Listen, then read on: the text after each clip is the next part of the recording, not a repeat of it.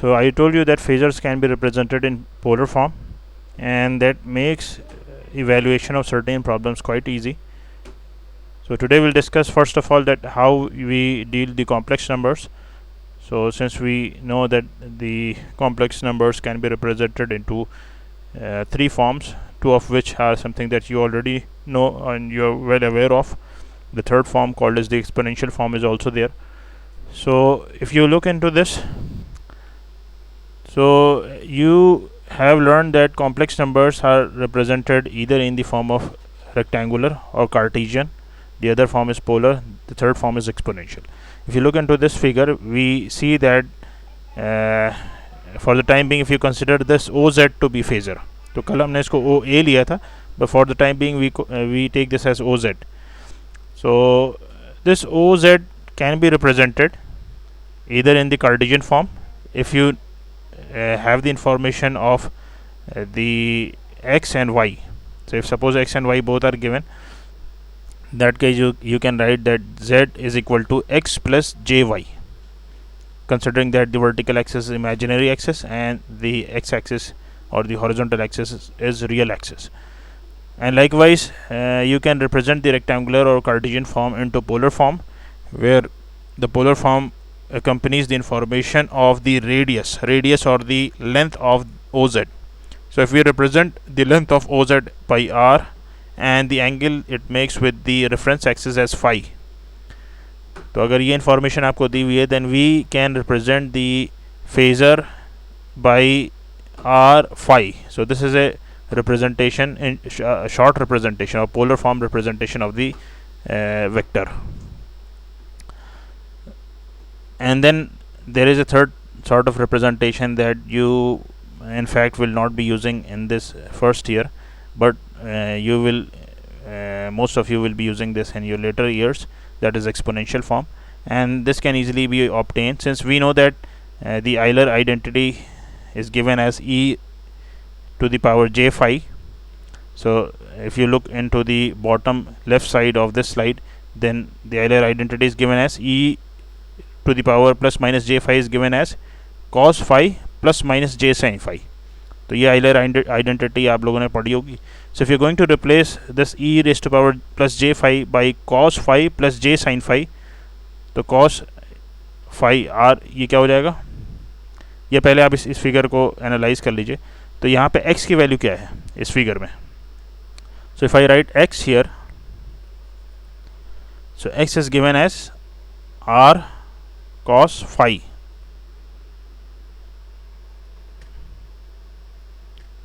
ठीक है, y क्या है, r sin phi.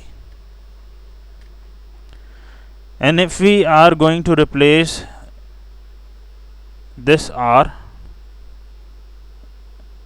with these two, sorry the x, ये जो x आपको z equal to X plus J Y दिया हुआ है, तो अगर आप इसको यहाँ पे लिखेंगे z is equal to r cos phi और y की जगह लिख देंगे r sin phi, तो ये क्या हो जाएगा, r cos phi plus j sin phi. तो ये according to Euler identity you get this as e raised to power j plus j phi. ठीक है, ये चीज़ समझ में आती है. तो ये मेन ये दो चीज़ें हैं आपके पास, रेक्टेंगुलर फॉर्म और पोलर फॉर्म. अभी फ़िलहाल आप ये दोनों चीज़ें याद रखिएगा, क्योंकि ये इसको यूज़ करते हुए आप जो क्वेश्चंस होंगे इलेक्ट्रिकल सर्किट्स के वो या फेज़र रिप्रेजेंटेशन के, वो सब सॉल्व करेंगे. तो अब इन दोनों की ज़रूरत क्यों पेश आई. ठीक है, आप चाहते तो एक ही फॉर्म से को डील कर सकते थे, लेकिन दोनों फॉर्म्स को डील करने का मतलब ये है, इसकी ज़रूरत क्यों आती है. देखिए, पोलर फॉर्म रिप्रेजेंटेशन यानी ये जो फॉर्म है आर फाई, इसमें जब आप कभी भी कॉम्प्लेक्स नंबर्स को, इस कॉम्प्लेक्स नंबर्स में आपके पास चार तरह के ऑपरेशन होंगे, एडिशन, स्लैश सब्सट्रैक्शन, और दूसरा होगा मल्टीप्लिकेशन स्लैश डिवीजन. तो एडिशन सब्ट्रैक्शन में आपके जो कार्टेशियन रिप्रेजेंटेशन या रेक्टेंगुलर फॉर्म है उसको ऐड करना बहुत आसान है। फॉर इंस्टेंस, अगर मान लीजिए आपके पास में दो फेजर्स हैं, let's say Z1 which is given as 2 + J3, और दूसरा फेजर है, ये कॉम्प्लेक्स नंबर है Z2 1 + J5। ठीक है, अब आप ऐड करना चाहते हैं Z1 और Z2 को, तो मान लीजिए आपके पास जो रिजल्टेंट फेज़र आएगा या रिजल्टेंट कॉम्प्लेक्स नंबर आएगा, that is the sum of the two phasors Z1 + Z2। तो इसमें सिंपली आपको क्या करना होता है, जितने रियल पार्ट इसको आप ऐड कर दीजिए। So x1 + x2 will be added together while the imaginary part will be added together. तो इस केस में क्या होगा, 2 + 1 3 प्लस, और जो j के साथ जो टर्म्स एसोसिएटेड है वो ऐड हो जाएंगे।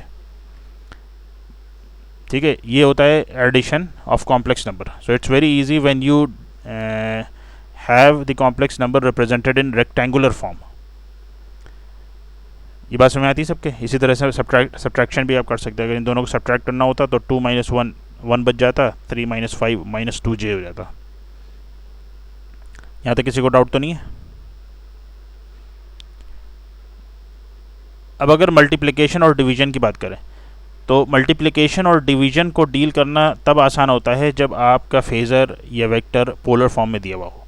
पोलर फॉर्म में कुछ प्रॉपर्टीज़ अभी मैं नेक्स्ट स्लाइड्स में दिखाऊंगा, उस प्रॉपर्टीज़ को आप यूज़ करेंगे तो ऑपरेशन उसी के अकॉर्डिंग आसान हो जाएगा।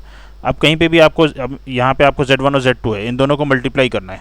तो मल्टीप्लिकेशन एक तो मेथड है जो आप लोगों ने लर्न कर रखा है, यानी 2 × 1 देन 2 × J5 + J3 × 1 + J² 5 × 3। तो इस तरीके से करते हैं आप। लेकिन जब कभी भी सिचुएशन थोड़ी सी और कॉम्प्लिकेट हो जाती है, फॉर एग्जांपल अगर आपके पास में 2 के बजाय 4 फेजर्स हैं, Z1 Z2 Z3 Z4, तो वहाँ पे इस तरह से मल्टीप्लिकेशन करना मुश्किल हो जाएगा या डिवीजन करना मुश्किल हो जाएगा। तो उस केस में फिर हमारे पास जो टेक्निक बचती है, तो उसमें आप क्या करते हैं, इन फॉर्म्स को पोलर में कन्वर्ट कर देते हैं।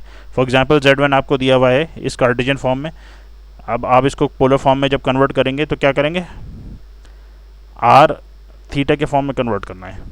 तो r की वैल्यू क्या होती है, r इज़, अगर इस ग्राफ को देखेंगे, इसको मैं ऊपर लिख लेता हूँ तो ग्राफ भी क्लियर हो जाएगा।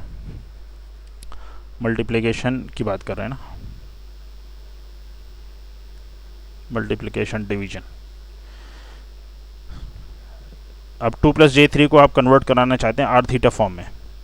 तो अगर इस कर्व को आप देखेंगे, मैंने अभी बताया कि x क्या चीज़ है, r cos phi, और y क्या है, r sin phi। इसी तरीके से अगर x और y दिया हुआ है तो r कैसे निकालेंगे, r is given as √x² + y²। यानी जब आपको कार्टेशियन कोऑर्डिनेट्स दिए हुए हैं तो इस तरीके से आप पोलर कोऑर्डिनेट्स निकालते हैं। और इससे पहले जो मैंने बताया उसमें आपको पोलर कोऑर्डिनेट्स दिए हुए थे, r phi दिया हुआ था, और x y कार्टेशियन कोऑर्डिनेट्स आपको निकालने थे। फिर phi कैसे निकालेंगे, tan इनवर्स y/x।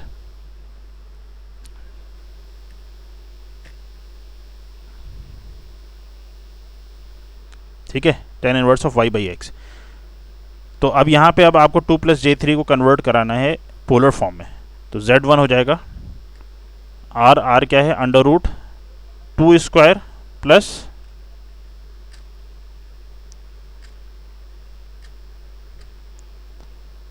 (3²). ये तो r की वैल्यू मिल गई। phi क्या हो जाएगा, एंगल tan इनवर्स 3/2।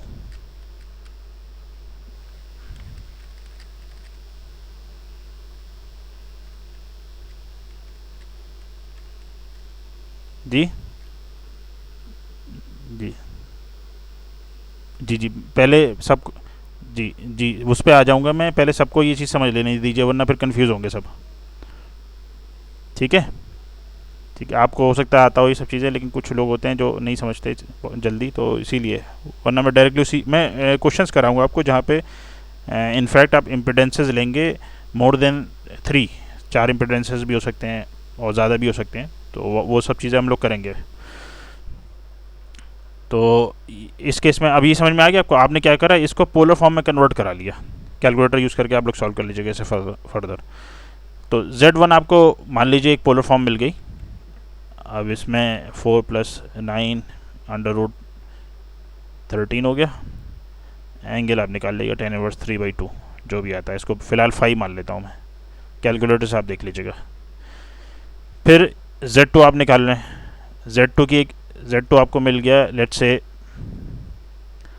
526 √26 और 5 एंगल 5 1 आप कैलकुलेटर से निकाल लीजिएगा। तो अब आपका क्या काम है, इसको मल्टीप्लाई करना है। तो मल्टीप्लिकेशन और डिवीजन पोलर फॉर्म में बहुत आसान होता है। उसका रूल ये है कि जो आपके आर वैल्यूज़ हैं दोनों में, उन दो फॉर एग्जांपल अगर Z1 और Z2 को मल्टीप्लाई करना है आपको, तो दोनों के आर वैल्यूज़ को मल्टीप्लाई कर दीजिए। 13 × जी नहीं, ये रिप्रेजेंटेशन है। पोलर फॉर्म भी देखिए यहाँ दिखाया ना, ये सेकंड फॉर्म जो है ना पोलर फॉर्म Z नहीं, ये रिप्रेजेंटेशन है एंगल का। ये आपने पढ़ा होगा ना, फॉर एग्जांपल एंगल 90 डिग्रीज, ये एंगल रिप्रेजेंटेशन होता है, ना तो फैक्टोरियल है और ना कोई और। ये फैक्टोरियल का मतलब, फैक्टोरियल और एंगल में थोड़ा सा फ़र्क होता है। फैक्टोरियल में आप क्या करते हैं, एक स्ट्रेट लाइन बनाते हैं इस तरीके से, एंगल को आप ऐसे रिप्रेजेंट करते हैं, ठीक है। फैक्टोरियल नहीं, याद रखिएगा, ये पोलर रिप्रेजेंटेशन है जिसमें आपने रेडियस और एंगल की इन्फॉर्मेशन दे रखी है, ठीक है। जब आप मल्टीप्लाई करेंगे पोलर फॉर्म्स को, फॉर एग्जांपल Z1 और Z2 को आपके पास में दिया, पोलर फॉर्म में दिया हुआ है, तो इन दोनों की आर वैल्यूज़ को मल्टीप्लाई करना है, एंगल को ऐड कर देना है। तो जो इसका रिजल्टेंट यानी Z वैल्यू जो है, Z' मान लीजिए से, तो Z' which is multiplication of Z1 and Z2 will have its corresponding R values multiplied and angles added, ठीक है। यानी Z' जो कि Z1 और Z2 का मल्टीप्लिकेशन है, उसका एंगल कितना होगा, दोनों के एंगल का सम हो जाएगा। मान लीजिए ये आपको 20 डिग्री आ रहा था, ये 30 डिग्री आ रहा था, तो Z' हो जाएगा 50 डिग्री। बात समझ में आ गई सबके? इसमें किसी को डाउट तो नहीं है? याद करने वाली चीज़ है। अभी नेक्स्ट मैं प्रॉपर्टीज़ दिखाऊंगा जो ऑपरेशन आप फेजर में करते हैं, तो उसको आप लोग को याद रखना पड़ेगा जी।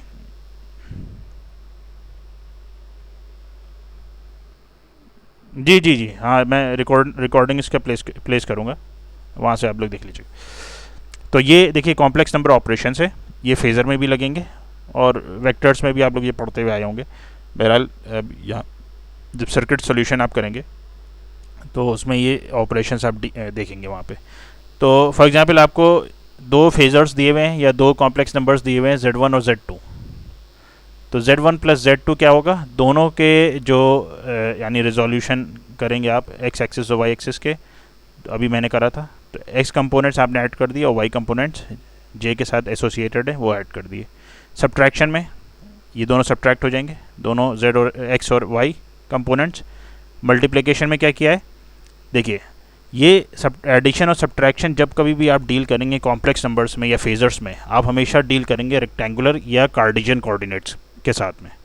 लेकिन जब आप मल्टीप्लिकेशन और डिवीजन की बात करते हैं तो फिर आपको सबसे पहले जो कार्टेशियन कोऑर्डिनेट्स हैं या रेक्टेंगुलर कोऑर्डिनेट्स हैं उनको कन्वर्ट कराना होगा पोलर फॉर्म में। इसलिए आप यहाँ देख रहे हैं Z1 × Z2 में आपने क्या किया, उनके करस्पॉन्डिंग जो रेडियसेस हैं या उनके करस्पॉन्डिंग जो एम्पलीट्यूड्स R1 R2 है उनको मल्टीप्लाई कर दिया और एंगल को ऐड कर दिया, φ1 + φ2। इसी तरह से डिवीजन में क्या करते हैं, Z1 / Z2 आपको डिवाइड करना है, जहाँ पे Z1 की क्या वैल्यू थी R1 φ1 और Z2 क्या था R2 φ2।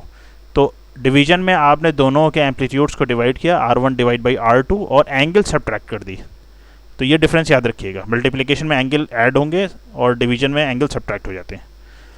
फिर इसी तरीके से एक प्रॉपर्टी है रेसिप्रोकल, ये भी, क्योंकि देखिए ये जो φ2 आ रहा है ना, इसको आप इनफैक्ट इस तरह से प्रूव भी कर सकते हैं। Z1 / Z2 मान लीजिए आपको दिया हुआ है, Z1 है R1 φ1 और Z2 है R2 एंगल φ2। तो Z1 / Z2 आपने क्या लिखा, R1 angle φ1 divided by R2 angle φ2,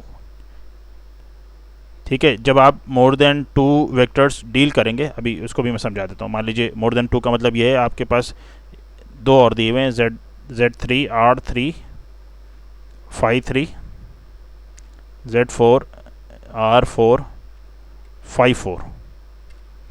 अब आपको एक ऑपरेशन परफॉर्म करना है, let's say Z1 multiplied by Z2 divide by Z3 into Z4। ठीक है, ये 4 फेजर्स का ऑपरेशन आपको परफॉर्म करना है। तो सबसे पहले आप क्या इंश्योर करेंगे कि सब जो है they all are represented in polar form given as here. ठीक है, अगर कार्टेशियन फॉर्म में होंगे you will have to convert them into polar form first. After converting them into polar form as given here, आप क्या करेंगे, Z1 Z2 क्या हो जाएगा, आप उसको पहले प्लेस कर लीजिए। R1 Z1 is R1 phi 1, Z2 is R2 angle phi 2, Z3 is R3 angle phi 3 and Z4 is R4 angle phi 4। अब इसको आप सॉल्व करेंगे तो क्या करेंगे, R1 मल्टीप्लाइड बाई R2 हो जाएगा न्यूमरेटर में, डिवाइड बाई R3 R4 हो जाएगा। एंगल क्या हो जाएंगे, जो न्यूमरेटर में वो ऐड हो जाएंगे, तो एंगल आप लिखेंगे एंगल phi 1 और phi 2 तो ऐड हो गया। और जो डिनोमिनेटर में है इसको ये याद रखिएगा, एंगल जब कभी भी आपको डिनोमिनेटर में दिए हुए होते हैं उसको न्यूमरेटर में जब आप ले जाएंगे तो माइनस हो जाएंगे, तो ये -phi 3 -phi 4 हो जाएंगे। ठीक है, डिनोमिनेटर से जब आप न्यूमरेटर में लेके आएंगे तो नेगेटिव हो जाएंगे। रेसिप्रोकल का मतलब भी वही है, ये जो रेसिप्रोकल यहाँ पे दिया हुआ है इसमें क्या किया था, 1/r phi था, तो जब आप एंगल phi को ऊपर ले गए तो -phi हो गया। बात समझ आ गई सबके?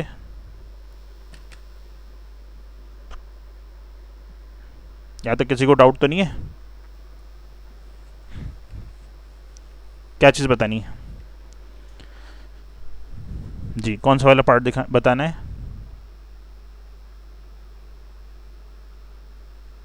हो गया क्या जी? ठीक है, हाँ बस ये रेसिप्रोकल से आप देख लीजिए, 1/z को लिख सकते हैं 1/g। लॉग की बात अभी, लॉग में भी होती है ये चीज़, लेकिन लॉग की बात अभी नहीं करी है, यहाँ कोई लॉगरिथम इन्वॉल्व नहीं है। हाँ, लॉग की तरह, ठीक है, हाँ लॉग की तरह समझ लीजिए उसे, लेकिन लॉग मत लगा दीजिएगा कहीं पे भी। हाँ, तो इसी तरीके से जब आप स्क्वायर रूट लेते हैं, देखिए हो सकता है आप में से बहुत सारे लोग ये चीज़ें पढ़ चुके हों, लेकिन ये चीज़ जो है हो सकता है सामने आपके पास अभी तक नहीं आई हो। तो स्क्वायर रूट जो है जब आप लेंगे फेज़र का, ये कॉम्प्लेक्स नंबर का पोलर फॉर्म में, तो उसका सिंपल जो है मैग्नीट्यूड का रूट निकाल लेंगे और एंगल हाफ हो जाएगा। ये भी लॉग की तरह से हो गया।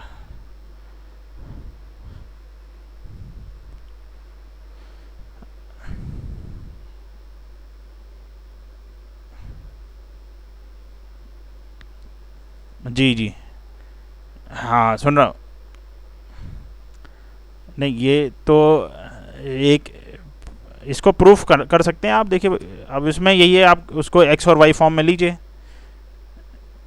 ठीक है, एक्स और वाई फॉर्म में लेके उसका स्क्वायर रूट निकालिए, एक्स प्लस जे वाई का, फिर उसको पोलर फॉर्म में कन्वर्ट करिए तो एंगल हाफ मिलेगा आपको।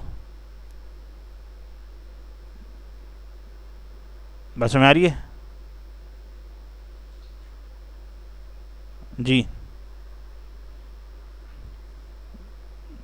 अरे भाई ये चलिए इसका प्रूफ मैं बता दूंगा, थोड़ा सा purely resistive inductive capacitive circuit पढ़ लें, उसके बाद फिर आप दोबारा सवाल पूछिएगा, जो जिसके जो भी सवाल थे। ठीक है, अब बात करते हैं प्योरली रेजिस्टिव सर्किट्स की। तो in case of purely resistive circuits, one of which is shown below. So यहाँ पे आपको एक रेजिस्टर R शो कर रखा है जिसमें आपने वोल्टेज दे रखा है V।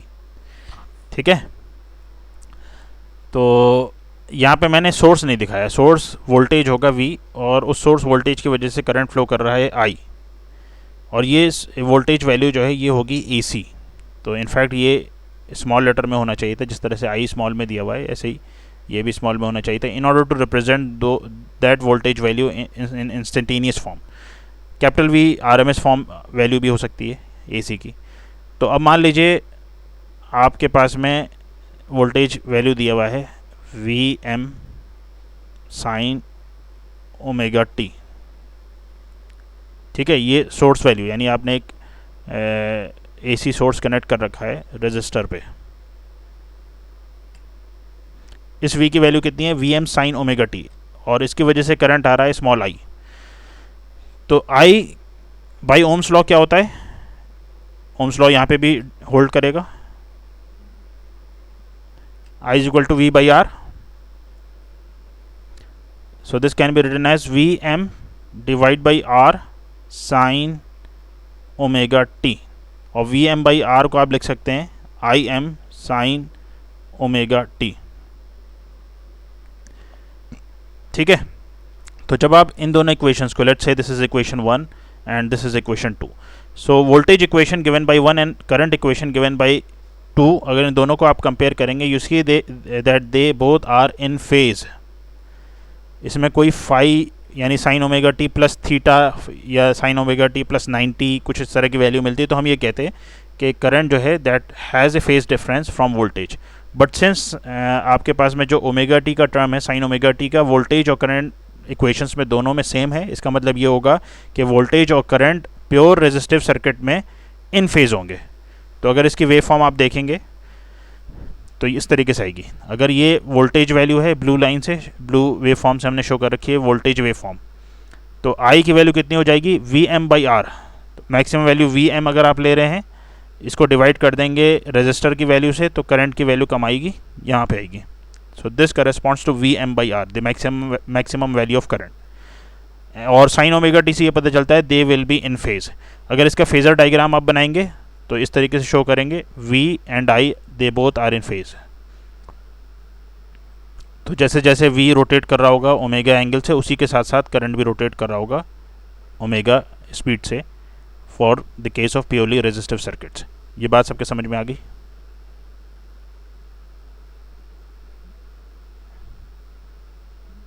हाँ, एम्पलीट्यूड में, एम्पलीट्यूड जो चेंज करेगा, क्योंकि आपके पास जो एम्पलीट्यूड इसमें है वोल्टेज में वो Vm था मैक्सिमम, और ये Vm बाई आर है। तो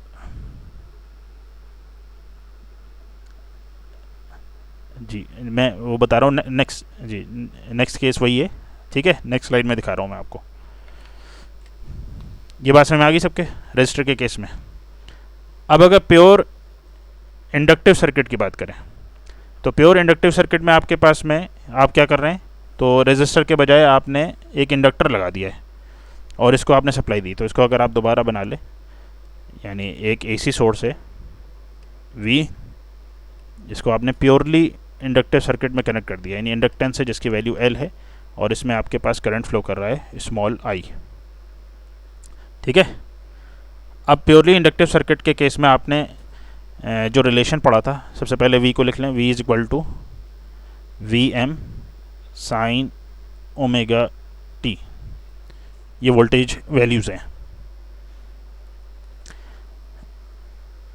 अच्छा, इसमें एक रिलेशन आप लोगों ने पढ़ा है, V equal to LdI by dt। ये पता होगा आप लोगों को, नहीं पता है तो याद रख लीजिएगा।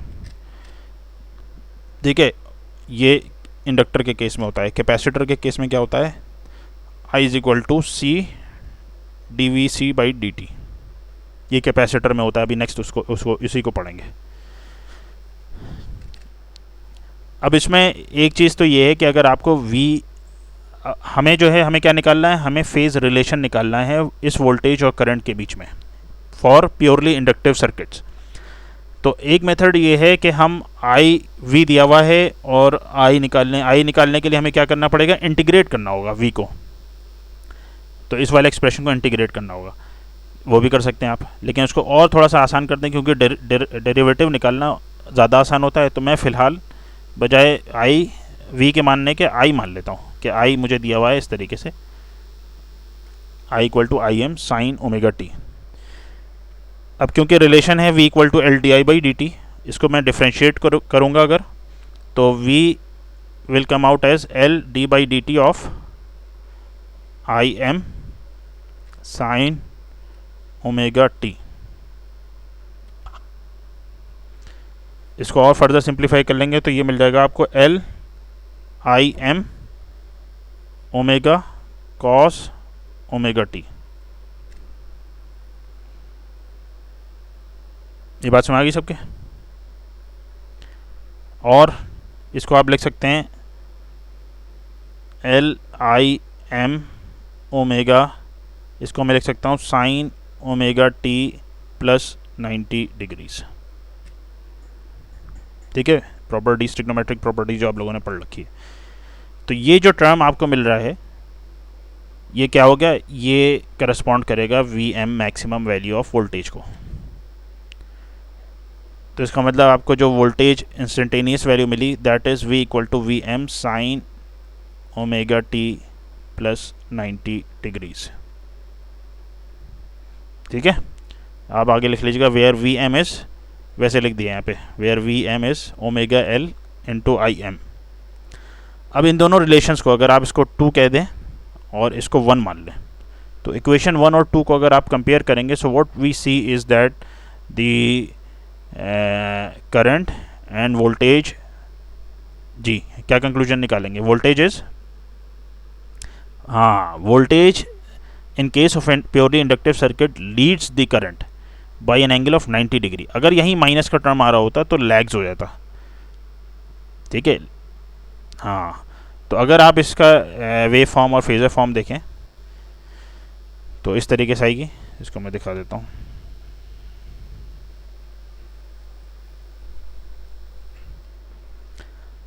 ठीक है, आपने क्या देखा था कि if you are going to, अब यहाँ पे इन्होंने आई, क्योंकि मैंने एक सोर्स से निकाला है तो आई डाउनवर्ड्स दिखा दिया, तो इससे 90 डिग्री लीड कर रहा है वोल्टेज। अगर आप इसको इस तरीके से भी बनाते, यानी मान लीजिए आपने कहा कि मैं करंट को रेफरेंस एक्सिस के यानी अलोंग दिखा देता हूँ, तो फिर इससे 90 डिग्री लीडिंग आपको वोल्टेज दिखाना होता, तो ये भी करेक्ट है, ये भी सही है।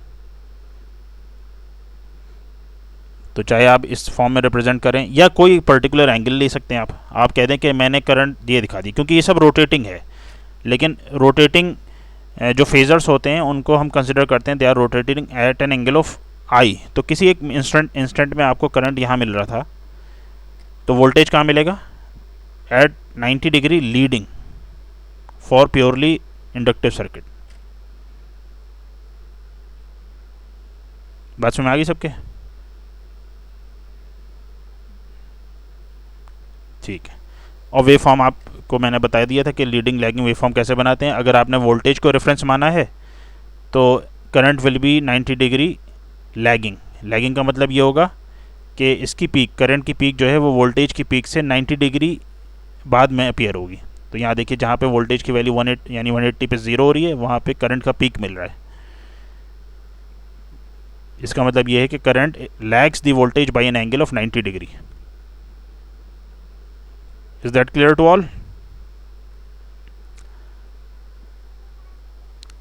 ठीक है, अब बात करें, हाँ अब नेक्स्ट है आपका प्योरली कैपेसिटिव सर्किट। तो प्योरली कैपेसिटिव सर्किट के केस में आपके पास में अगर फिगर मैंने यहाँ दे रखी है, तो ये कैपेसिटर है, इसके अक्रॉस वोल्टेज आपने कनेक्ट कर रखा है। अगर मान लीजिए इसको तो रीड्रॉ करें, एसी सोर्स है और वोल्टेज वैल्यू वी, और एक कैपेसिटर आपने कनेक्ट कर रखा है सी, करंट फ्लो कर रहा है आई। तो इसमें जो आपने रिलेशन पढ़ रखा है कैपेसिटर के केस में, that is I is given as C D V by D T. Books में डी वी सी भी लिखा हुआ है जी।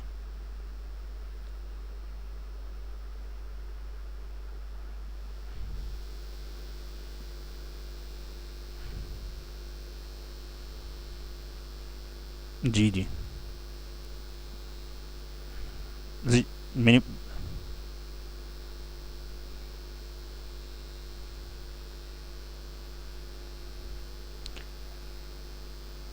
क्या चीज़ हटा के बताना चाह रहे हैं आप, क्या चीज़ हटाना है?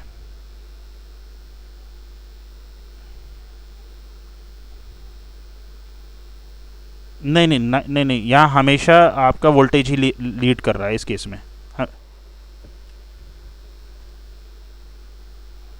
नहीं मैंने ये कहा था कि 180 पे करंट ज़ीरो है, वोल्टेज ज़ीरो है, करंट मैक्सिमम है, लीड नहीं कहा था, मैक्सिमम कहा था। एम्पलीट्यूड मैक्सिमम है, ठीक है। तो अभी आपके पास में वोल्टेज सोर्स आपने कनेक्ट किया है, करंट फ्लो कर रहा है कैपेसिटर से, आई रिलेशन आपने पढ़ रखा है, I is equal to C D V by D T. तो मैं बता रहा था कुछ बुक्स में आपको ये वी सी भी लिखा हुआ होगा, वी सी। वो मेथड भी अच्छा होता है कि जब आप इंडक्टर को डील कर रहे हैं तो आप उसके करस्पॉन्डिंग आई एल और वी एल लिख ले रहे हैं टर्म्स, और जब आप कैपेसिटर को डील कर रहे हैं तो आई सी और वी सी, इससे आइडेंटिफिकेशन में आसानी हो जाती है कि आप किसकी बात कर रहे हैं। बहरहाल खैर, जिसमें आपको आसानी हो, अभी मैं फ़िलहाल आई और वी के टर्म्स में ही लिखूँगा। तो I is equal to C D V by D T है, और मान लीजिए अब हम, क्योंकि हमें डिफ्रेंशिएट करना है वोल्टेज को इस केस में, तो हम वी को अज्यूम कर लेते हैं, V is given as V M sine omega T. अच्छा, थोड़ा सा करेक्शन मैं आपको पिछले उसमें बताऊंगा, क्योंकि उसमें मैंने, इस वाले केस में मैंने क्या लिया था, I equal to I sine omega T लिया था। ठीक है, इंडक्टिव के केस में, चलिए पहले इसको कैपेसिटर को समझ ले, फिर मैं बताता हूँ उसमें क्या करेक्शन है।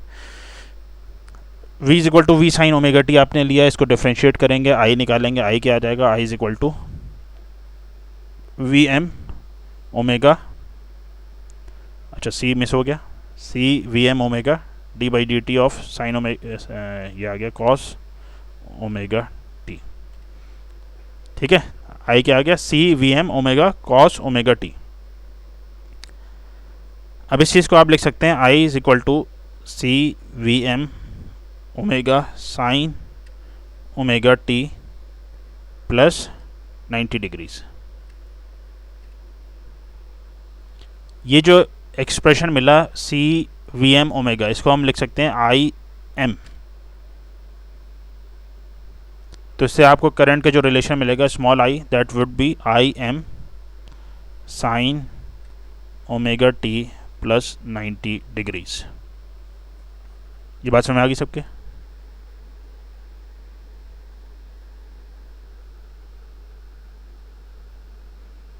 वी, हाँ वो सब इम्पिडेंस का पार्ट है, अभी आप लोग पहले ही पहुंच जाते हैं उस पर, उसको इम्पिडेंस में पढ़ेंगे। एक्स वैल्यू जो है ना, एक्स सी एक्स एल, वो सब जब इम्पिडेंस निकालेंगे तो पढ़ेंगे। हाँ, यहाँ से आप एक्स सी भी निकाल सकते हैं अभी, हाँ ये भी, चलिए मैं बता, ठीक है, हाँ ठीक है। देख, जैसे आई एम आपने, अच्छा चलिए अच्छी बात कर दी आपने। देखिए वी एम और आई एम के बीच में जो रिलेशन मिल रहा है, उससे एक्स का रिलेशन मिल जाएगा, क्योंकि आपने ओम्स लॉ जो है एसी सर्किट में भी देखा है कि आई एम, यानी अगर आप लिखें कि, अब मैं यहाँ पे लिख दूँ where I M is what omega C V M. ठीक है, ये बात समझ आती है सबको? और मैं इसको फर्दर अगर लिख दूँ V M by I M, ये क्या चीज़ है, 1 अपॉन ओमेगा सी। अच्छा, V M by I M DC के केस में बाई ओम्स लॉ आर देता है, लेकिन क्योंकि हम एसी सर्किट को डील कर रहे हैं तो ये जो है ये आर तो नहीं है, इसको फिर आप इम्पीडेंस के टर्म में बात करते हैं। और क्योंकि आपने यहाँ कैपेसिटर ले रखा है, आपको पता ही है कैपेसिटर लगा हुआ है, तो इसका मतलब ये होगा कि ये करस्पॉन्ड करेगा कैपेसिटिव वैल्यू को, इसको हम कहते हैं कैपेसिटिव रिएक्टेंस। इसकी यूनिट भी ओम्स ही होती है। बात समझ आ गई? ठीक है, आप इसको नोट कर लिएगा। चलिए ये कैपेसिटिव रिएक्टेंस, इसको मैं लिख देता हूँ। In short, capacitive reactance is given as xc 1 upon omega c is called as capacitive reactance। ठीक है, अब इसी तरीके से प्रीवियस केस में जहाँ पे प्योरली इंडक्टिव सर्किट हमने लिया था, तो वहाँ पे इंडक्टिव रिएक्टेंस कहलाता है उसे XL। तो अभी दोबारा मैं उसको एक जो उसमें वो थी करेक्शन था वो डील करूँगा, और capacitive reactance, sorry inductive reactance क्या है वहाँ पे बताऊँगा। फिलहाल ये समझ में आ गया आपको कैपेसिटर के केस में? तो अगर आप ये रिलेशन देखें, अगर इसको आप मान लीजिए v is equal to V M sine omega T is equation 1 and i equal to I M sine omega T, इसको आप इक्वेशन 2 मान लीजिए। इक्वेशन 1 और 2 को अगर आप कंपेयर करेंगे, so you will see that the current is leading the voltage by an angle of 90 degrees। क्योंकि आपके पास करंट के इक्वेशन में ओमेगा टी प्लस 90 डिग्री मिल रहा है। इसका मतलब ये है कि current leads the voltage by an angle of 90 degree. तो इसको अगर आप वेव फॉर्म और फेजर फॉर्म में रिप्रेजेंट करेंगे, so it would look something like this. ठीक है, तो अगर आपने वोल्टेज को रेफरेंस माना है, यहाँ पे जो ये दिया हुआ है ना, ये वोल्टेज है, इसको आपने रेफरेंस एक्सिस के अलॉन्ग शो कर रखा है। So in case of purely capacitive circuit you will show current to be leading by an angle of 90 degree. तो ये आप देखिए एंटी क्लॉकवाइज आपने करंट को ड्रॉ करा है by an angle of 90 degree. और वेव फॉर्म अगर आप बात करें तो V M sine omega T अगर आपने रेफरेंस लिया है, ये दिखा रखा है ब्लू लाइन से, तो आई के केस में, करंट के केस में जो करंट का पीक होगा दैट विल बी लीडिंग दी और that will be appearing 90 degrees before the peak of voltage. तो वोल्टेज की पीक जहाँ कहीं पे भी अपियर हो रही है उससे 90 डिग्री पहले आप करंट की पीक बना दीजिए। It will show that current is leading the voltage by an angle of 90 degree. Is that clear to all? ठीक है, यहाँ तक किसी को डाउट तो नहीं है? हाँ, कोई सवाल तो नहीं पूछना इसमें? अब आते हैं उसमें बैक टू इंडक्टिव सर्किट। इसमें क्या करेक्शन था देखिए। करेक्शन ये था कि इसमें आपने रेफरेंस माना था I equal to I M sine omega T. ये रेफरेंस लिया था इसलिए क्योंकि इसको डिफ्रेंशिएट करना आसान है। इसका मतलब ये होगा कि अगर आप फेज़र बनाने लगेंगे तो आपको मिला क्या था voltage, V equal to V M sine omega T plus 90 degrees.